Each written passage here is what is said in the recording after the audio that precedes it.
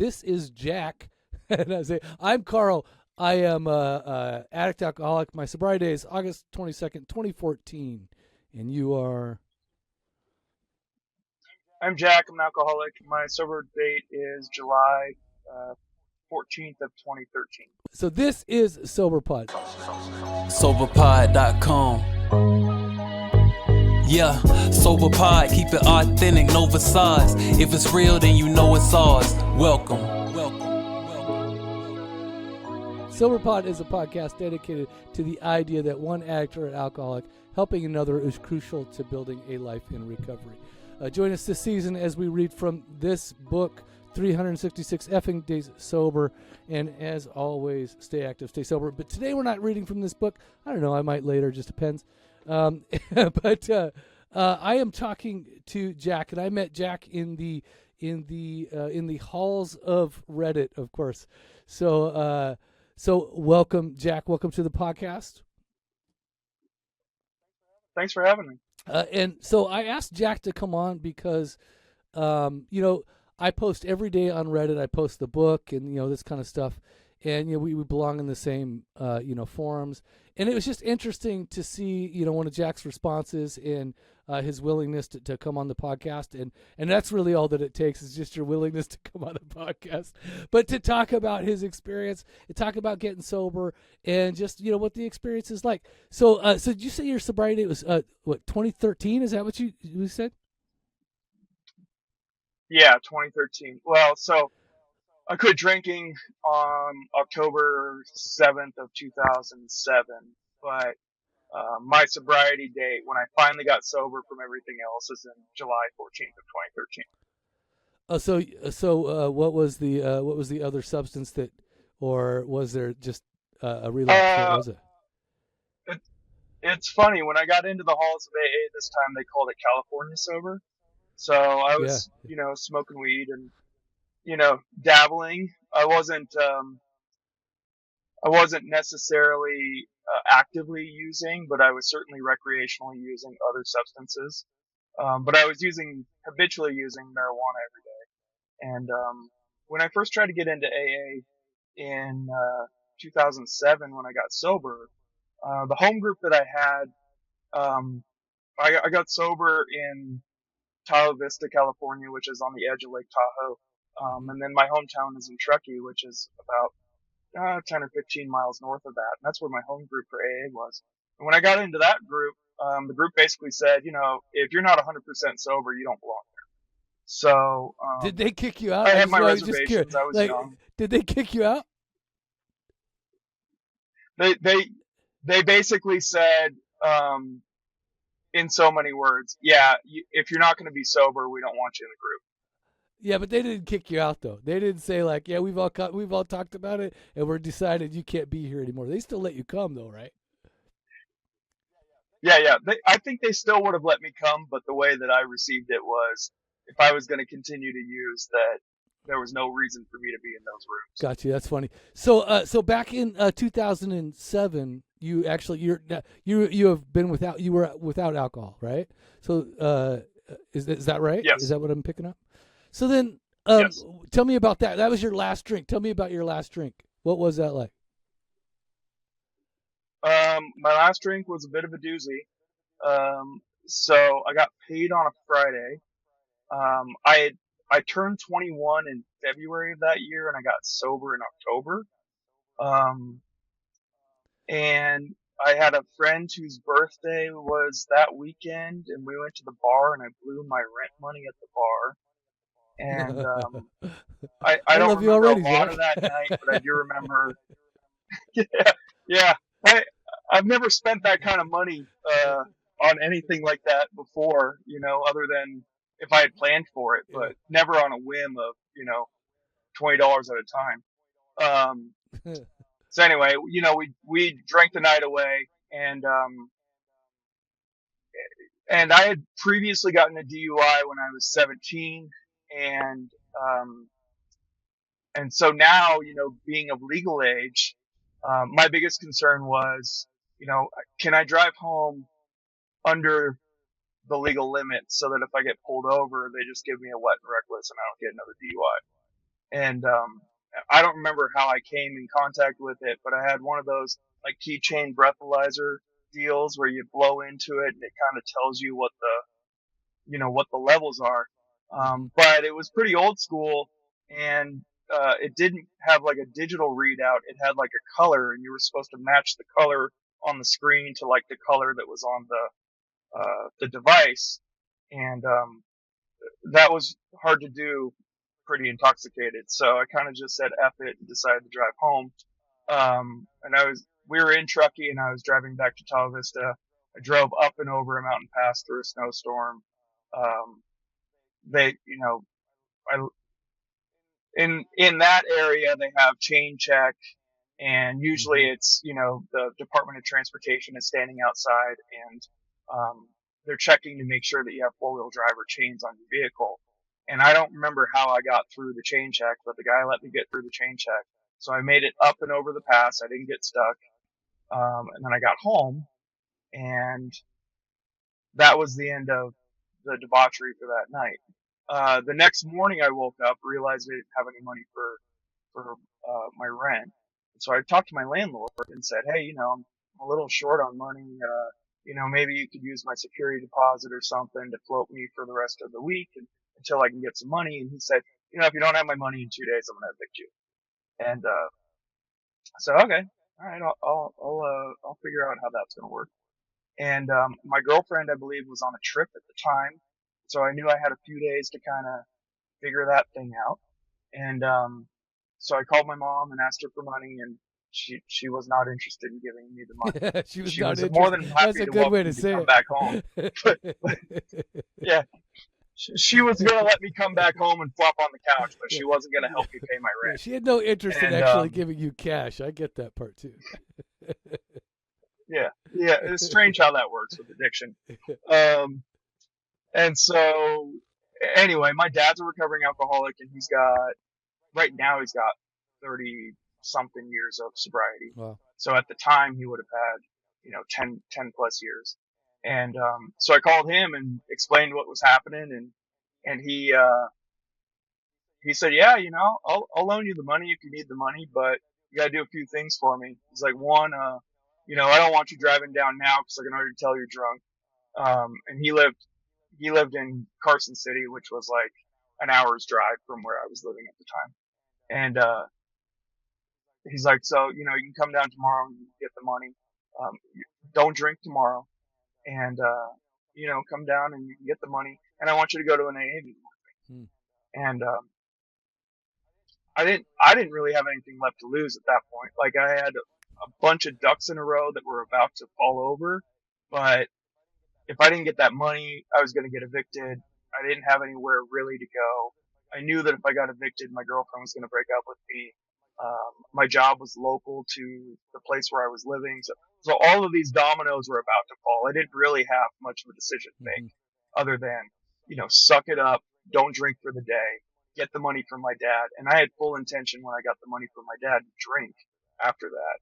I just needed to get the money to pay my rent. So, I had a game plan. I had half a bottle of warm, St. Brennan's Irish cream. That was the last drink I had. It's like a low shelf Irish whiskey. So I drank the rest of that bottle. And then the next day I woke up and I just kind of white knuckled it through the day to get down there to see my dad. And he gave me the money right away, and I was ready to split once he gave me the money. And he said, well, the meeting's at 6 and, it's 4 now. And, why don't you just hang out for a little bit and we'll go do this. And so, we went to the meeting, and the AA meeting I went to was like probably one of the best meetings I've ever gone to. Like, I didn't speak, but, I heard my dad speak a little bit. Do you remember it? Do you remember what they said? I could just tell that in that meeting? Do you remember anything? I just remember them.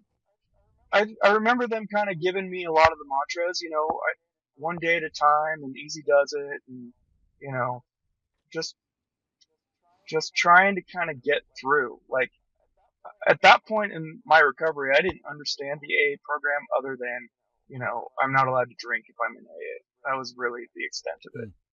And But I can smoke. so I got through that. Yeah, but I can smoke, right? I can do everything else as long as I'm not honest with myself or anybody else. Um, so anyway, I went to the meeting. I had a good meeting. My dad gave me the money, and I drove back to Tahoe Vista, and it was late. It was too late, really, for me to go to the store to get anything. And my girlfriend was coming back the next day. I was really proud of myself that I had gone, for the first time in a long time, one day without drinking. And I called up my landlord the next day. I showed up. I gave him the money. He said, "Okay, you can stay here for another month." My girlfriend came back, and I kind of explained everything that happened over the weekend. I was super proud of myself, and she said, "Okay, that's it. I'm not going to date a drunk." And she broke off the relationship. And Smart girl, man. That's probably she's about the smartest person you ever slept with. Yeah, probably. And it was one of my first relationships, and it was puppy dog love, and I was heartbroken. Oh, I bet. And she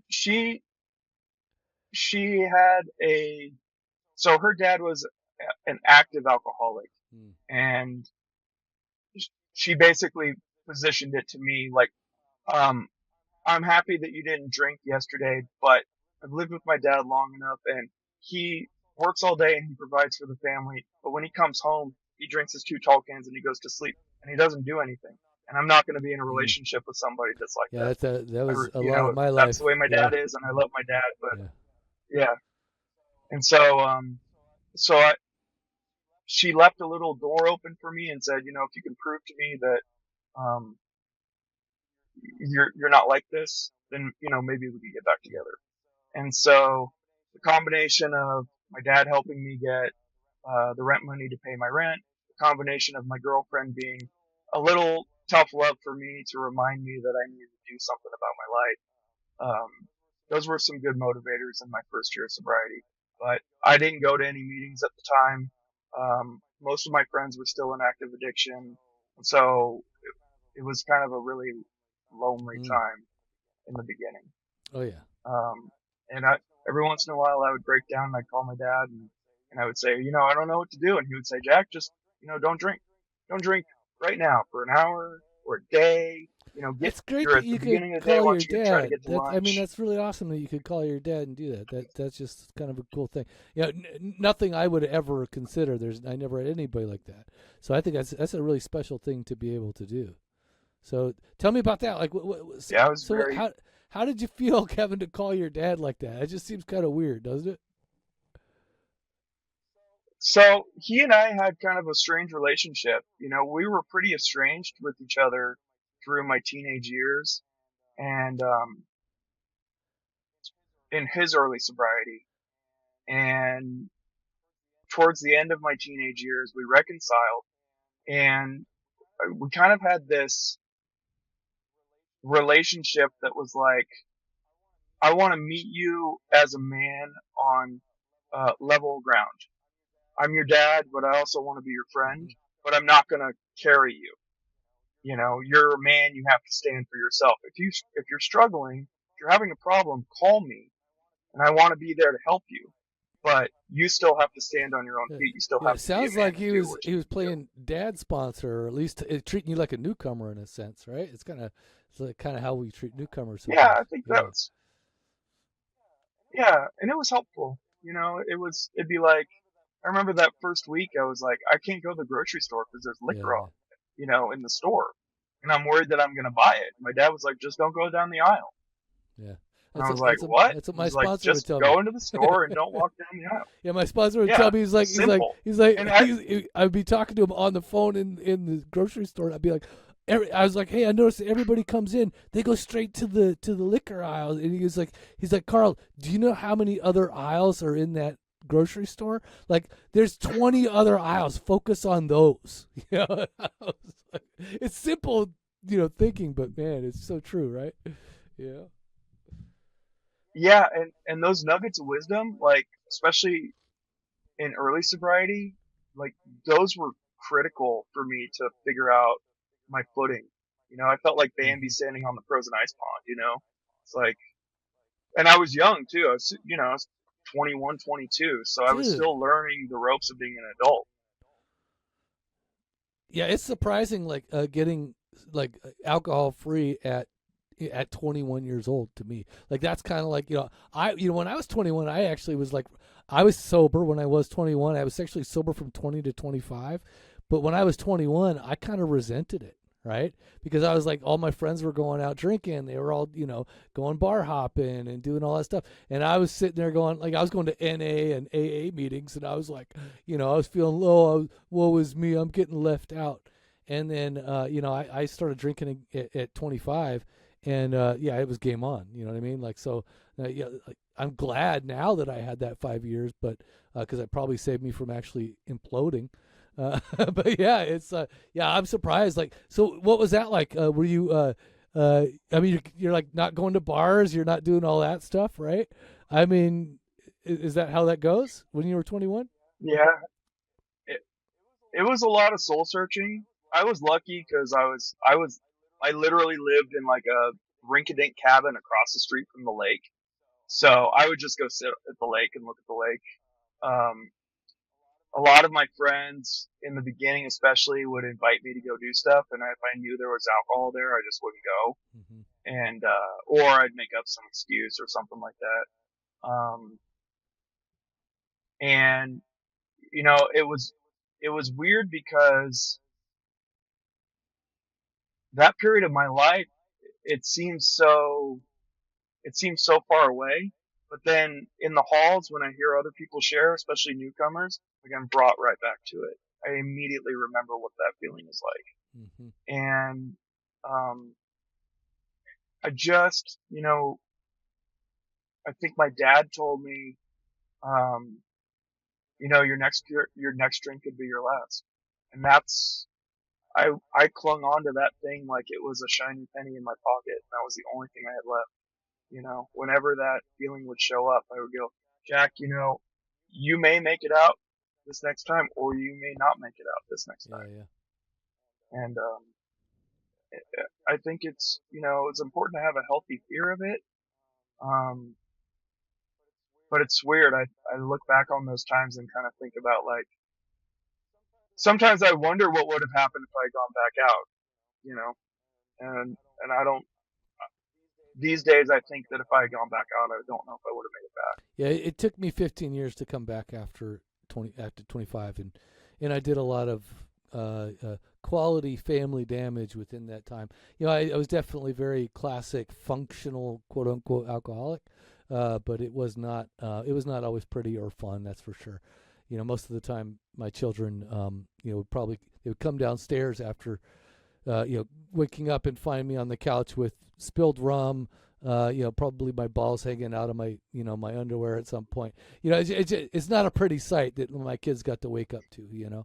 And though it stayed inside the house and it never got, outside the house in that way, I never got DUI, that kind of stuff. It was quality alcoholism, let's just say. you know. So yeah, it took me a long time to actually come to terms with it and find recovery again. So I'm glad you didn't go back out. I'm glad you didn't. Were you in AA? Were you starting to do program? Like, how did that work? Like, what was that about? No, I didn't start doing programming until last year. Really? Yeah. So you're Um, you're your dad is like in program. You're just getting you're just sober. You're just gritting it. You're gritting your teeth as much as possible, I'm sure. And then so you basically just pick. When did you start smoking weed? I started smoking weed when I was 18, and I smoked until I was 27. And, you know, it's kind of like the same story with alcoholism. It was fun and then fun with problems, and then it started just becoming problems. And the problems that I had were not necessarily legal problems, or social problems, but I was starting to have, some really bad, uh, like complications with my Mm. breathing. And, this was 2013, so this is right before really kind of the boom of like the vapes and the Yeah, yeah. all of the stuff that's out there now. I remember we were just getting into like dabs and oil and, and all that stuff. I was mostly a flower smoker out of a pipe. Um, and then, and I would smoke joints. I'd smoke hash. I'd do bongs. I kind of dabbled all around the scope of what you could and couldn't do.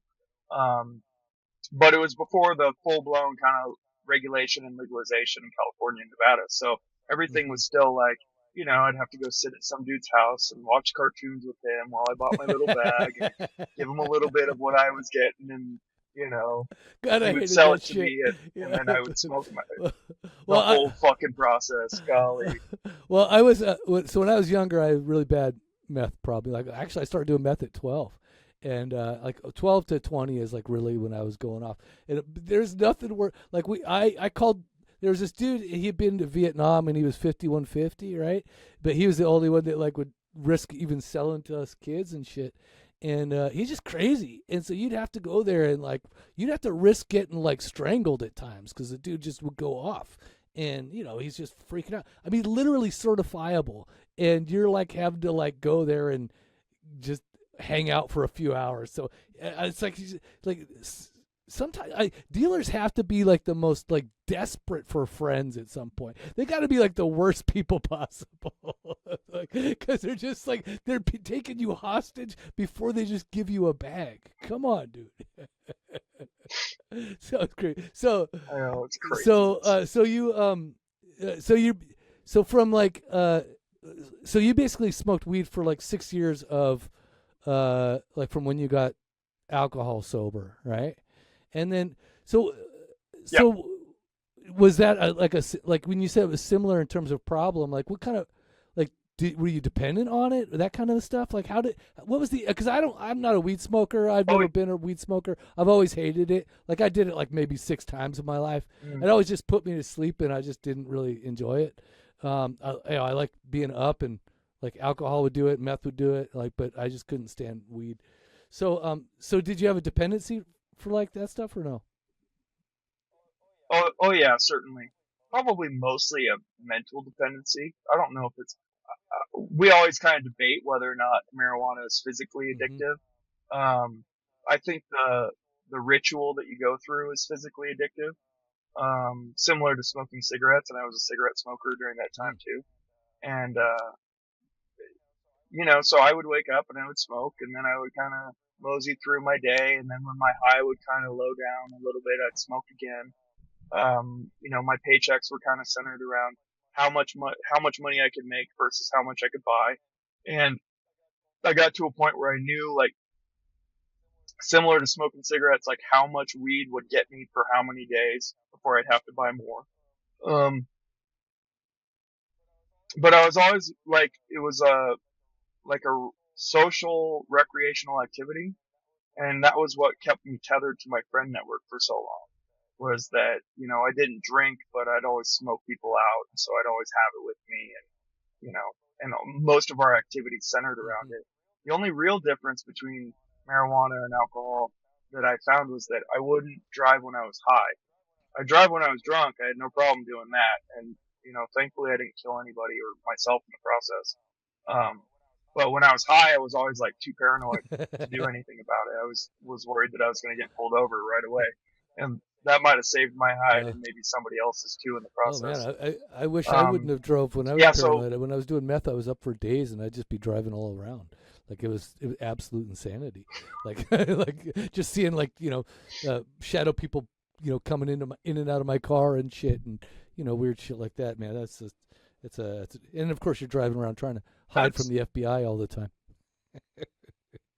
I'm not gonna lie to you, Carl. Like that's one of my favorite parts about talking to addicts is listening to all the crazy shit we did. And everybody's got one story where you're just like, "Holy crap, you were doing that!" Like, Yeah, but those are long. Those are long days. It makes me feel like I'm not alone. Yeah, those are like days that were long ago. Like again, they say in like AA, you hear it all the time. It's like, oh, we have the opportunity to live 2 lifetimes. In one lifetime. And the fact is, I feel like I have had at least 4 or 5 because of all that stuff. It definitely it'll make you more interesting at parties, but it definitely is not. It's not comfortable to be in your own skin at times, right? Because of all that insanity. So yeah, Oh it no. definitely fucks you up. So Jack, when you you're going along, you're getting sober. I mean, but you're not. You're doing California sober, of course. Did you understand that that's what you were doing? Did you have any concept of like, hey, like maybe this isn't like the best way to like move forward in my life? Like, tell me about that part. Like, did you still feel like dysfunctional? I think I was. Did you still feel like you're like, a quote unquote like I'm smoking quote unquote alcoholically, or like I'm smoking as a crutch to get by, or like it's just something you shouldn't be doing? Did you have those ideas or thoughts? No, No. I didn't have any real concept of any of that stuff. And the whole alcoholic mind, I didn't learn about that until I got into AA. And then, of course, by that time I had a significant amount of time where I could understand why my behavior patterns were always cycling back around, and I was having the same behaviors over and That's what I over. was going to ask. So, were Um, you experiencing the but same? I mean, it sounded like you did because you said like I could calculate my weed purchases. I guess you weren't like skipping rent anymore, but you were still having struggles. It sounded like with managing your intake, and then also it sounds to me like maybe you were still having some of the behavior pattern problems, right? Are you still having problems with your relationships? Are you still like, can't be a good worker, quote unquote? You know what I mean? Like all those other things that kind of go along with it. Were you still like, did you still feel like I'm still fucking up? You know what I mean? I don't think I felt like I was fucking up, but when I look back on it, I can really see that, I think my development in my 20s significantly stalled because I was constantly, uh, high. And I think I was talking in a forum on Reddit a few days ago with someone in the Leaves forum where, people are trying to quit smoking Mm-hmm. weed. And it's like, it's one thing if the drug takes you out and you're not able to do it anymore. It's one thing if you go to jail and you're not allowed to participate in society, or you're in rehab, or you have a medical condition that prohibits your ability to function. It's a whole other thing if your immediate thought is, I don't want to do this and I'm not going to do this, and this is the reason why. And I think that's what my marijuana addiction had kind of turned into, was like, I'll show up to work and I'll pay my rent and I'll do my bills and I'll do all that stuff because I have to. But anything that I'm not required to do, I'm not participating Mm. So you're really just kind of like you're in life. You're not living life. You're just participating with it. in. Right. You're not enjoying it. Is that the idea? Yeah, Yeah, yeah. pretty That's just much. that sounds sad, actually. That's yeah, Yeah, it's pretty yeah. It sad. does. It's like, oh fuck, I just show up. Fuck, it doesn't sound like a good deal. Yeah. So yeah, and I always just want like I remember when I was 6 months sober. Me and my wife were going to a concert, and everybody was smoking weed. And I wasn't getting a contact high necessarily, but I was like, it was definitely overwhelming, right? And then on the way back, I was, somebody had commented, like in the car, they were like, "Oh, that weed smell," and I was like, "Yeah, yeah." And then I said, I don't know what I said. I was like, "Yeah," I was like, "Thank God I'm sober," or something like that. And my wife was like, she turned around, she's like, "Well, you can still smoke weed, right?" Like my wife, who had like lived through 15 years of my alcoholism, literally thought it would be just okay if I smoked, because she doesn't know, right? She has no understanding. I literally looked at her. I said, "Honey, if I start smoking weed, I'm gonna do it just like I did drinking. Like I know myself. Like you know what I mean. Like even at 6 months sober, I knew what I would do if I actually picked weed up. And again, I didn't even like weed, but I knew I could get used to it." You know what I mean? Like I knew, I saw other people do it in my life exactly the same way. So I just never picked that up either, because I was like, it's just another thing that I don't want affecting me, impacting me. It's like I just want to be free. You know what I mean? I just want to get out of all this shit. Even I still even have a problem with drinking tea. It's like, I'd rather not be doing that shit, but here I am. So tell me, Yeah, it's oh, sorry. Go ahead. Go ahead. So, No, I was just gonna say it's just part of the deal. so you basically stopped smoking in what 2013, right? And now, 13. so Yeah. tell me about like what happened there. What was the difference in your behavior? Did you miss paying rent again? No, I thought I was having a heart attack. Oh, really? Um, it was, so I was smoking, and it was like my normal thing, I'd usually smoke before I go to bed. I'd have like 20 or 30 minutes of downtime, and then I would go, lay down and go to sleep and all that. And I was smoking, and I had been having like this nagging pain in my chest for a few days, and I couldn't quite figure out what it was. And, so I smoked, and then I had this immediate like searing pain in my chest near my heart. And I was 27. I've put on a significant amount of weight since then, but I was, in a good condition, as far as physically at that time, other than smoking all the time. And, I didn't know what was going on. And I think I might have had a panic attack, but I didn't realize it was a panic attack. And, but I couldn't breathe. Every time I took a breath, I just had this sharp pain in my chest. And, so I remember going outside, and it was super hot in my house, and I went outside into the backyard, and I stripped down to like my boxer shorts, and I was laying in the grass looking at the sky, and trying to like slow my breath down and cool my body off as quickly as I could to try and figure out like what the hell was going on. And I've heard about it in the AA rooms. At that time, that was one of the few times in my life where I cut a deal with God, Mm-hmm. and tried to lean into, I don't know what's going on, but I just need more time. I need whatever's happening, just please make it stop. I'll do whatever I need to do to make this happen. Mm-hmm. And I was able to get my cool down and calm down enough, and the pain in my chest had dissipated, and I decided that night that I wasn't going to smoke any more weed. And that was on the 12th. No, 11th. That was on the 11th. And, so on the 12th, I woke up, and, I was like, it's these damn cigarettes. It's the cigarettes that are doing it. Of course. I gotta stop smoking cigarettes. And, I remember I filled my pipe like I normally do, and I took a hit of it, and that pain immediately came back into my chest. And, I couldn't catch my breath and all of that stuff. So I kind of just set everything down. I went to the ER. I met with a doctor, and he said basically that I had pleurisy, which is an inflammation in the lung cavity, and the little pustules in the lungs are inflamed, and so they're reacting to any of the air that's in there. And if you have anything like smoke or something that's in your lungs, the reaction is going to happen immediately. And so, so when he said that, I said, okay, I'm done. I'm gonna stop smoking cigarettes. And I was at that time kind of in the firm belief that tobacco smoke was worse than marijuana smoke. And, I was kind of deep in this, delusion of what I was actually doing to myself. Yeah, because wine is good for your heart, and weed is actually good for your lungs. Yeah, that's great, right? It's the stuff you hear all the time, which is all just bullshit. It's like, yeah, it's all crap. So I went back home, crap. and I tried to smoke weed again. And of course, the pain came back.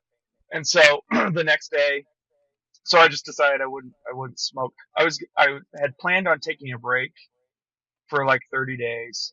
I was just going to take a break.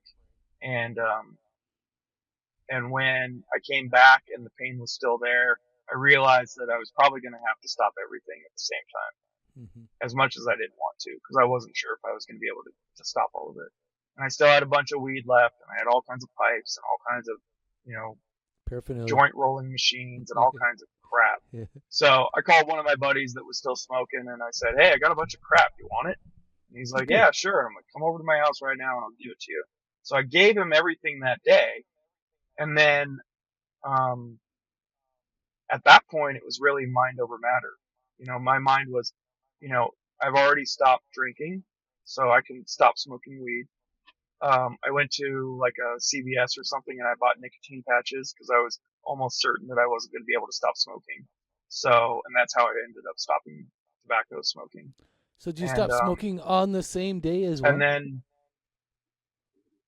yeah, I did all of it at once and it was, I Wow. wouldn't, it's a sobriety podcast. So, if that's what you're, struggling with, um, you know, I recommend that you do it. But personally, for me, it was not my desired outcome.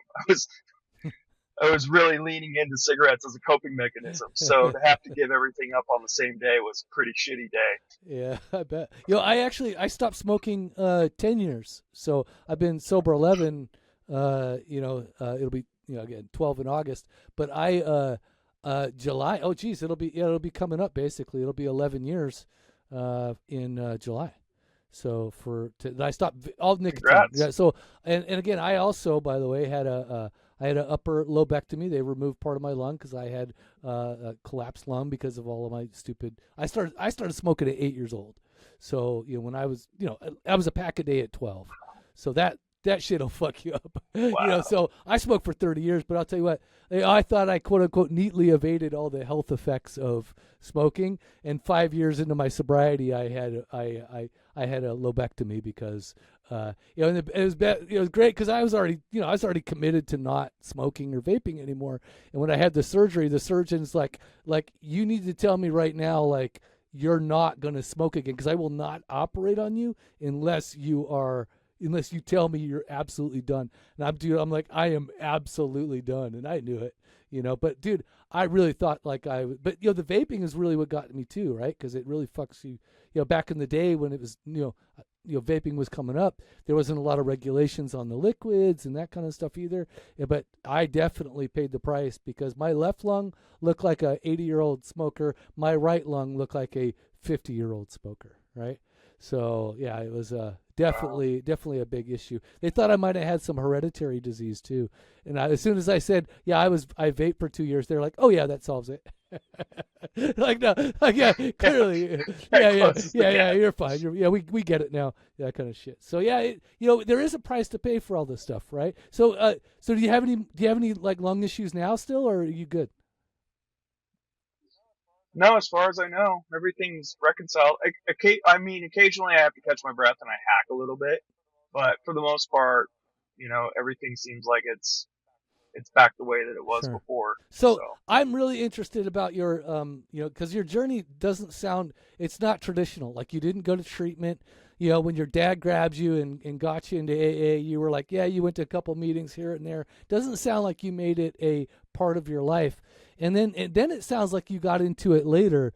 So tell me about what happened there. Like, so are you like a fucking 12 stepper, or are you like a like like do you like where do you toe your line? Are you like are you a big book thumper? How do you feel like I'm a that kind, doesn't sound like you are, but explain, like, what's your flavor of AA? so I go to probably 5 or 6 meetings a week. I have a bunch of different meetings I go to. And I use AA kind of like a reminder that I need to get out of my fucking way and let shit happen. And one of the things that happened when I stopped smoking and I really was finally sober for the first time in my life was that I became like a neurotic control freak. Mm. I had to control every single thing that happened that came down the line. And I would play this mental chess game with myself for every relationship that I had, familial, romantic, professional. I was always trying to plan what you were going to do and how I was going to, move the next chess piece down so that I got the best benefit out of the interaction. Mm. And so, and that was exhausting, but I didn't know any other way on how to cope. And so, we talked earlier about the pattern. The pattern is, in the meeting hall, they call it a dry drunk. I don't know as far as that is concerned, but I do know that I have an alcoholic mind and that my alcoholic mind convinces me that when I'm not getting what I need or what I want, it helps kind of encourage me to make decisions that will eventually get me to that next drink, because the relief is in the drink, and it's in that first sip or the first drink. And then after that, good luck. But so that's really what brought me into the hall. I was every 18 months to 2 years, I had this pattern. I met my wife. Um, I met my wife online through friends, like maybe 2 weeks before I got sober from weed and cigarettes. And then we met in person like 2 weeks after I had stopped at the end of July. And we've been together ever since. Um, and she is like an amazing woman. I am super lucky to have found somebody that is so damn patient and, you know, um, is willing to help show me where I fucked up, and is willing to give me a chance to fix it instead of just like walking away. But me, on the other hand, I tend to be very, um, and I'm learning to get better, but I tend to be very like short-term focused about showing my love and appreciation for another person. Mm-hmm. And then when things don't go my way, then I become very vindictive. And, um, and so unfortunately for our relationship, we had this pattern of like every 2 years or so, I'd get a bug up my ass about something and I would break off the relationship. And it didn't matter how far we had come together as a couple. It didn't matter what the situation was. It would be like we'd have an argument or a fight, and I would immediately be like, okay, you know what? I'm done. I'm done. I'm done. I'm not doing this anymore. You know, and I think some of that was fear. And I think some of it was my alcoholic mind trying to get me away from this support system that was helping to keep me tethered and focused. Professionally, I had done a lot with my career. I had risen in some of the, to like a mid-level management position in a corporation. I went able to go back to school. I got my bachelor's degree in criminal justice. I had all of these like kind of things working in my favor. But the one thing I could never quite figure out was my relationship with my wife and eventually my wife and my kids. And so this last round was particularly devastating because my brain convinced me that my wife, who has never left my side, who has always supported me, wouldn't allow me to just divorce her and leave her so that I could be free to go do whatever the hell I was going to do. And so I had started to be very cold and started this process of separating myself out of the family, kind of like the way you'd separate a yolk from the egg white. And my goal was hopefully that she would be so fed up with my shit that she would just let me walk away. But that's not necessarily the way that I did it. I started getting into this mindset of like, if she doesn't let me walk away, then I'm going to force her to make me walk away. And, it wasn't going to be like physically abusive. I wasn't going to do anything like that, but it was just going to be very like cold, calculated, selfish, self-serving. And, in my mind, I convinced myself that if my family hated me, they wouldn't want me there. And if they didn't want me there, then I could leave. And so I was in that process about this time last year. And I had tried AA a few times before. I'd always kind of used it like a fire extinguisher. Once I got the fire put out, then I didn't need to go back to the meetings. And so I went back in this time, not to use the program for my benefit, but because I was certain that the program wouldn't work for me because I had spent so many years outside of it. And so I was going into the program trying to disprove its effectiveness for me personally, so that I was had going to do the out, same so thing, that I by could the say way. I tried AA and it didn't work. I literally was like, Yeah. I'm going to do it this time. I'm going to do it earnestly, and I'm going to prove them wrong. And that's kind of what happened to me. I did not prove them wrong because I did who it earnestly. Guessed? Yeah. This time I was and like, that ended up changing my life. Yeah, I end up I was like, I'm gonna really do it as they instruct, and I'm gonna do everything that they say. And after a year, I know that I'm gonna have enough information to fucking walk away clean and say I tried that. You know what I mean? Like I was really gonna try it this time, and that's I remember at a year sober, I was like sitting at a meeting sharing, and I was in tears because I was like, it fucking worked, and I and I hated him for it. You know, like I was like, oh my god, because now I gotta keep coming. I fucking hate that shit. So. Yeah. So you've been going for like a year now, like since or like a year and a half. How long have you been going to AA? Actually, how long have you been going? I started going really to trying, AA. Yeah, I started on Independence Day of last year. Okay.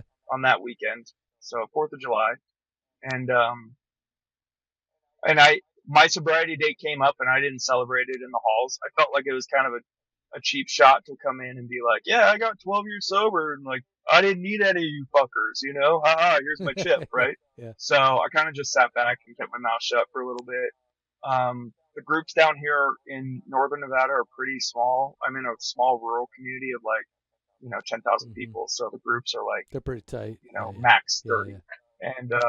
And some of them are tiny. Like the group this morning was like 6 people. So if you're there for an hour and you don't share, it's going to be a long fucking meeting. So, so I've learned to kind of just try to share, and, it's helped me work through a lot of my emotional problems. It's helped me grow up a lot. It's helped me realize. It's funny. I was talking to my dad before I tried to go into the meeting halls last year, and I said, "You know what, Dad? I realize I haven't been very grateful about things, so I think I'm going to try and practice gratitude." And he's like, "Oh yeah, how are you going to do that?" And I'm like, "I don't know. I'm just going to be more mindful about like all the things I have in my life." And he's like, "Okay, so what are you grateful for?" And I don't think I could have named more than 5 things. It was like my wife, my house, my kids, my job. Yeah, basics, very basic. And yeah. Yeah, and it's like now I have like this huge list, and it's I don't think I was ever consciously aware of how many gifts have been afforded to me. Tell me, like, when you first started doing AA earnestly, like, how did that work? Like, what, you just started showing up? Yeah, I started showing up. I got a sponsor. I went to a few meetings at my home group, and then I met a guy who had a smaller meeting at a church, and I went there. And at that meeting, I met a gentleman that was, I've learned the term big book thumper. Yeah. I wasn't familiar with it before I started. Yeah. And, he said, you're looking for a sponsor? I'll be your sponsor. It's like, I literally had met the guy that day and didn't really know anything about him. And I don't think he knew much about me. And it didn't work out. It was a really short experience. And I'm not sure what exactly happened, but if I am to lean into the program material, I would say my higher power probably stepped in and showed me that I needed somebody else. But he was a nice enough guy. It just didn't click for us. And so I kept going to meetings, and I met another guy who ended up becoming my sponsor. And I asked him to be my sponsor because he was like a super relaxed guy who was showing me routinely that he was out living life. He was active with his family and his kids. He was skateboarding. He snowboards. He's not tied to the meeting halls like it's his new addiction. Yeah. He's using the lessons and the program to finally live his life. And so that's what I kind of latched onto. Yeah, I think, and I try to tell people that, and he's been great. I tell people like AA is not the end; it is the beginning. I especially when you're in that stuff, because I see a lot of people come in and treat it the same way. They make it their everything, and it really is not the everything, and it shouldn't be. That's not how they sell it. That's not how they describe it. It's not in the materials. None of that shit, So yeah, I think it's important. Like, so it's a good read on your part to be able to do that and see, kind of what you want, right? Most people don't. So Yeah, so yeah. so did you go through the step process, or what'd you do? Yeah, I remember it was probably my second or third meeting, and somebody asked me, "Hey, have you done the steps?" And I was like, "Yeah, I've done a few of those steps." And I think I'd done step 4, and I'd done step 9, and that was about it. And so my sponsor took me through the steps, and we did the steps in about, I don't know, 5 months, 4 or 5 months total. Didn't take very long. And, in the beginning of the meeting, we do the reading from chapter 3 and we do the reading from chapter 5. And in chapter 5, I latched on to the very end after they read all the steps. It says, essentially we acknowledge that no human power could have relieved us of our alcoholism. And I wasn't necessarily ready to accept a God of my understanding in the program in the beginning. And that's really what I latched onto was, you know, no one could have stopped my alcoholism, including myself. And I need this program to help me figure out how to live my life again. And so we did the steps, and I think in step 3 in the reading it talks about, it's either in 3 or 5. It's about, you got to do a searching and fearless moral inventory, and if you're thorough about it, then that's really when you're going to get to the meat of it. And so, when I did 4, I'm a That's very analytical, data-driven type of person, so I did like an Excel spreadsheet. I mapped out, all of my everything and put it together. Um, and then when I came back and had to do, step 6, I was able to isolate what those character defects were. And I got a cool little fancy pie chart that told me, most of my resentments are related to, you're 25% ego. Well, it's probably more like I 40% yeah ego, but, I did all of this stuff so that I, last time I did ACA, I did like a word cloud, right? Like, all this other stuff around, like all these defects of character or family traits, or all these other types of things. It's really interesting stuff to do. Like when if you get into your own data, quite a that kind of a thing. So yeah, it really is interesting. But more or less, what did you learn most about yourself? Like, what is the number one thing when you say your character defects? What would you say? So is it all ego related, or was it like, was it relationships? What was it around your character defects that because again, you had been sober for, geez, like uh, so long, and then all of a sudden now you're like digging into, like, yourself doing the step work. It had to have some realization there, right? it completely changed my life. And the biggest thing that it did for me was, it gave me, two things. The God of my understanding allows me to completely allow everything around me to function as it's going to function, and I don't have any control over any of it, even if I wanted it. Mm-hmm. And that gave me this sense of relief because no longer did I have to play that mental chess and figure out what was going to happen. Whatever was going to happen was going to happen. I had no control over it. And that was huge for helping to restore some of my inner peace. And then the second piece of this was that I'm a very ego focused, selfish individual. And, some of that has to do with my upbringing, living without alcoholic parents. Some of that has to do with just who I am as my genetic makeup. Mm-hmm. And, given the opportunity, I always choose myself first.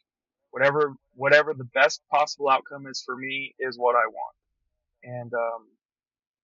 And so knowing that about myself, I can apply that to my relationships, and I try my very best to be present and to listen to people when they're asking me to do things.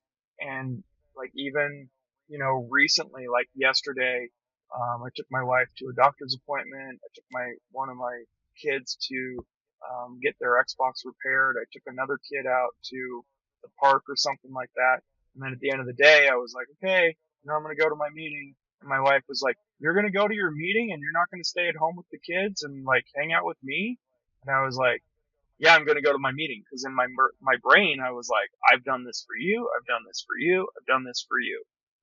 I deserve to get what I need to get through this day. And the Wednesday night meeting is part of my routine. And I had to stop myself and go, okay, if you miss one meeting, you're going to another meeting tomorrow. What's the big deal if you miss this meeting, right? You don't need this. Your wife is asking you to be present in the relationship. Mm-hmm. Do you think that you could sacrifice going to your weekly meeting? You're doing 6 or 7 meetings a day or a week. Yeah, yeah. You think you could sacrifice one of those out of the You schedule think? for the wife who wants to spend time with you? Yeah, You yeah. know, and then it clicks. But there's before some that, people. I never had that. There's some people that do AA to the extreme, and the other day I was thinking about it. Actually, I was talking to my therapist about it. I was talking to my therapist. I was like, I remember early on, and I probably even repeated it in meetings at some point. I remember early on saying like, don't let the life that AA gave you get in the way of AA. And that is the most culty fucking statement I have ever repeated in my entire life. Because that's, again, it's nowhere in the material. It's nowhere in the book. That is like, again, it's not what we're doing there, right? We're not there to kind of, to prop it up that way and to live that kind of a life. So to me, it's like, I shake my head at that stuff now where I used to be like, oh yeah, all into it. And I was like, no, that's like actually a negative thing, right? It's supposed to be a different direction. You share the life that you've been given, right? You experience the life that you've been given. You don't cut it off on some level because, because more is more. There's more than enough life to go around. That is for sure. So yeah, I always look at AA as like, some people take it really culty. Some people are like really like, they I've heard it said they wear it like a comfortable sweater, right?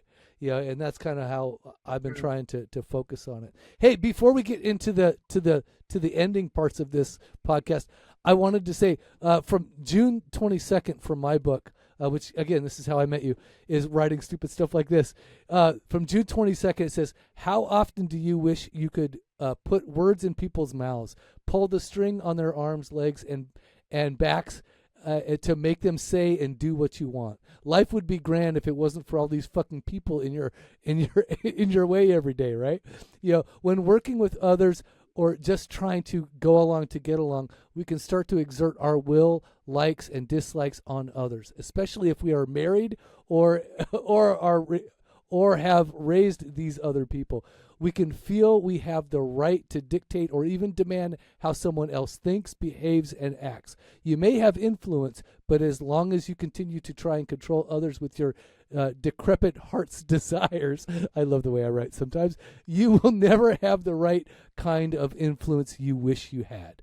And the reflection for that day was, when you do try and control others. Oh, so when do you try to control others? Do you even know you're doing it? Is it love?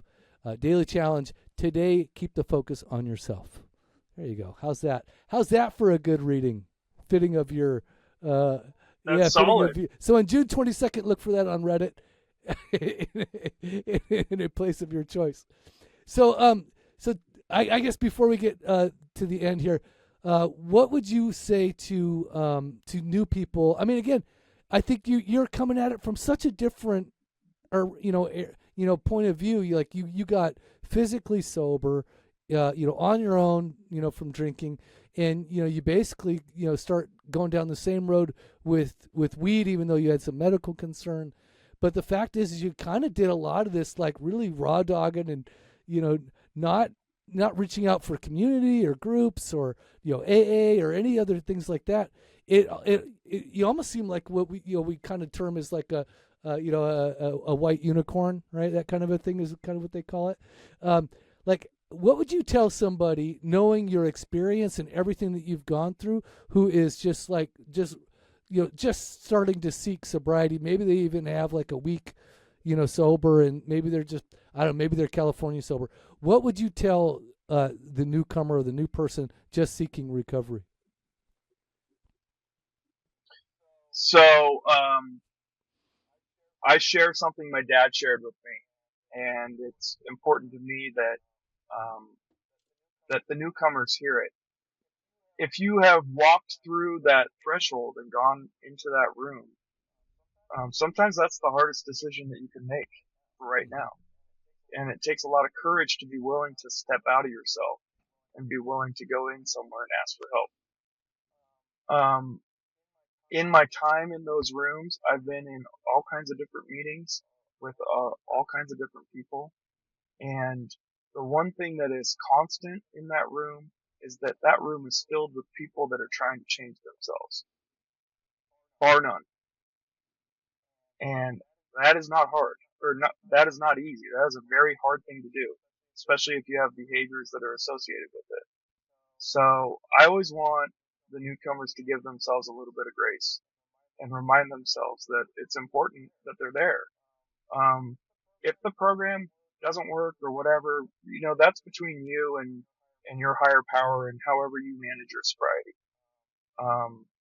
But like in my case, I had to stick around long enough to hear what I needed to hear. And what I needed to hear was I was not unique. I was not alone. I had information that I could get from every single person in that room, whether they had an hour of sobriety or 100 years of sobriety. And I needed every little bit of that to help fix my Mm-hmm. life. And I'm forever grateful for having that opportunity. Yeah, I'm really grateful for the foundation that people in the rooms gave me. There's the things that I learned there I could never have learned anywhere else, right? So especially as it relates to foundational principles of like being a good human, you know, because I was never a good human. Doesn't matter how sober I was, I was underneath it all. I could not factor in enough change to make myself a better human. It just didn't happen. But I say it all the time, like on the podcast, which is like, these are not, AA is not some magical, incantations. It's not just some magical program you do on paper and suddenly you're all good and better. It is something that you have to experience, and it is something that has been there for since the dawn of time, right? Like all that information is available in other formats, in other books, in other wordy books for that matter. It's just all AA did is they just repackaged it for the alcoholic and the addict mind. And it really is a benefit that it's all in one place. And not only that, it's like we have a community to join and we can do that stuff. But again, it's going to be different for everybody. It really is. Like, it's like, you're a perfect example. Like, you came in at 2007 and you hit a few meetings, but you're like, nah, this is just not for me right now. And it's like, so, but then later on in life, you discovering it, and it really does seem to have an impact for you. It's like, it's like, it's there when you need it. That's for sure. But I always try to urge people, like, utilize it while you have it. Right? Like, so if you're in that meeting, don't just go in there and judge people, because it's really easy to judge people. It totally is. But go in there and see what you were saying. Like, what can you learn from these people? Dude, the smelly, toothless dude in the corner, I remember after a meeting once, I was having trouble with my wife, and I was having a lot of issues, and, and I didn't want to leave meetings. I just didn't want to go home. And then this toothless, smelly dude comes talking to me after the meeting, and I'm like, fuck it, I'll just talk to anybody at this point.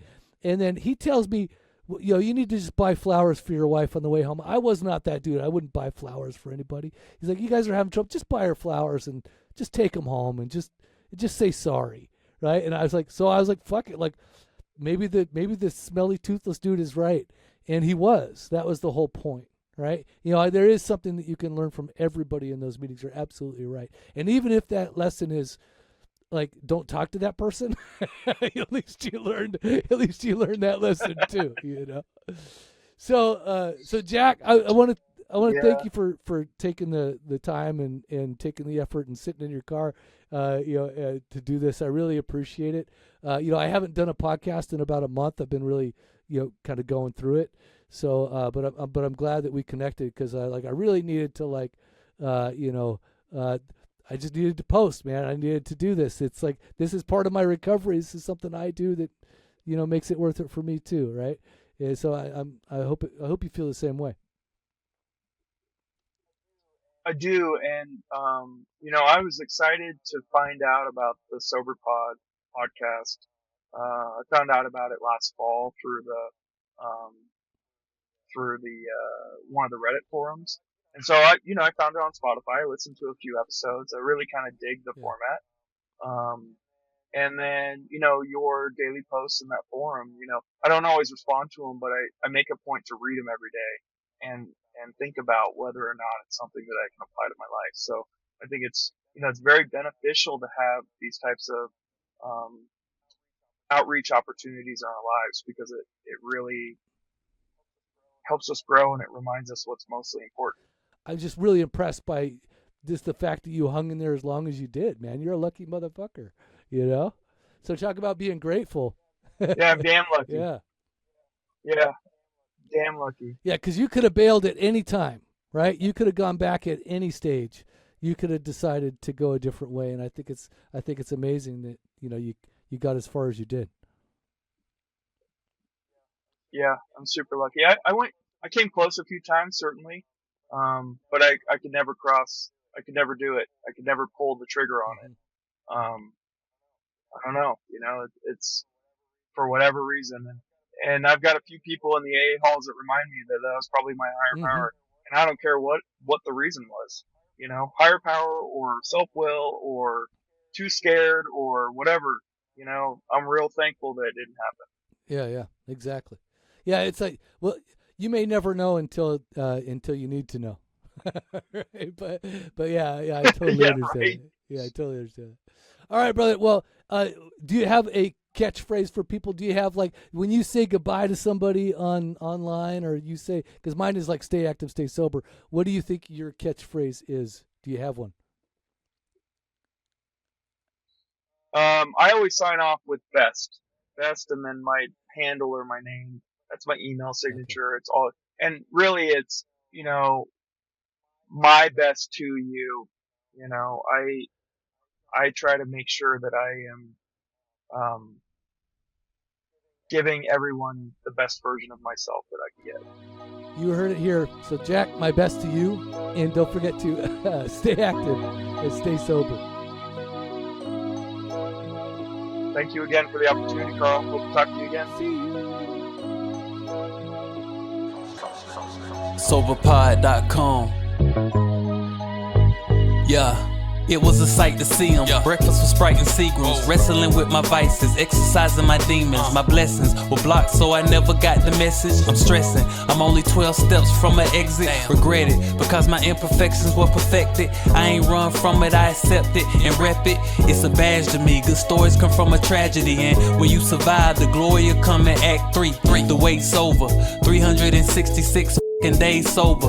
Morning affirmations that can start the day for you. Use my favorite bookmark for a placeholder. Finish when the day's over. Okay.